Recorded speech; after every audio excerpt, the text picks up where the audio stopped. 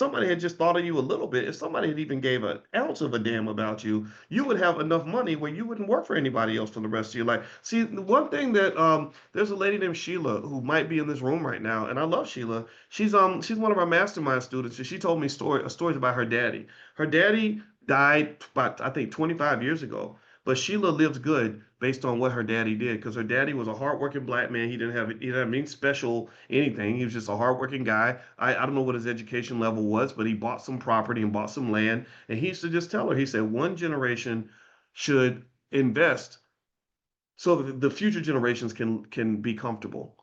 And she says, so my father literally takes care of us from the grave. So when I met with Sheila and we talk about wealth decisions and strategies, we're not speaking from a position of strugglenomics. Why would we do that? Her father worked his entire life so she could have those conversations from a position of powernomics. So really, if you really want to think about the whole scenario in terms of what the black athlete represents for the black community as this multi-trillion-dollar asset, you have to understand that assets pretty much only have value if they're properly managed.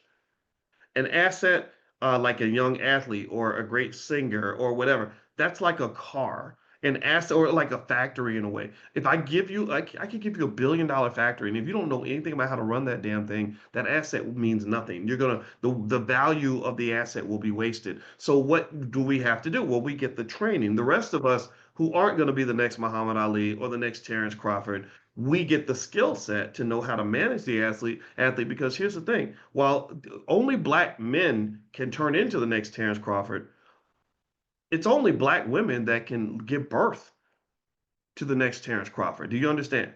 But Muhammad Ali wouldn't exist if it wasn't for a black woman that gave birth to him, right? Black women are the only ones that can give birth to these black babies that are doing these amazing things. So, in my view, when you're giving birth to these beautiful little assets called children, the desire and the ability to manage that asset properly, to give them the discipline, give them the focus, give them the education, make sure you have the education, the focus, and the discipline. That's how the family works together to build something that cannot be torn down. Shaquille O'Neal is he's 7'1". He was 250 pounds, and he was the most ferocious player in the entire NBA. He was the only person I've ever seen, including Michael Jordan, who could not be stopped by anyone. The only person that could stop Shaquille O'Neal was himself. If he had Michael Jordan's work ethic, he would have won a championship every year. He just didn't have the mindset of a Michael Jordan, but he still won some championships. He was that freaking dominant. There has never in the history of the NBA ever been a white version of a Shaquille O'Neal.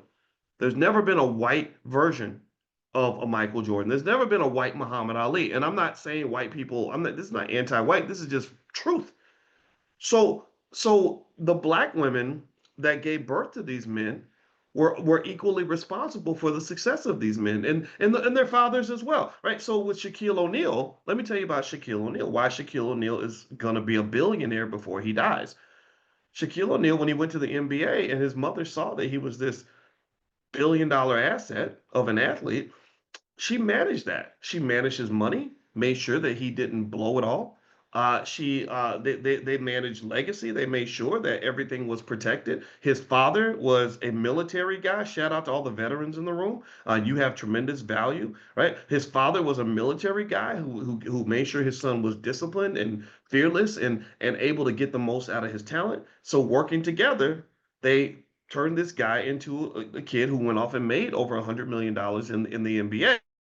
And all the while, the family was right there in the background managing this $1 billion opportunity. They weren't going to let this opportunity get thrown out the window. So when you see drugs infiltrate the family, that's going to be a wasted opportunity.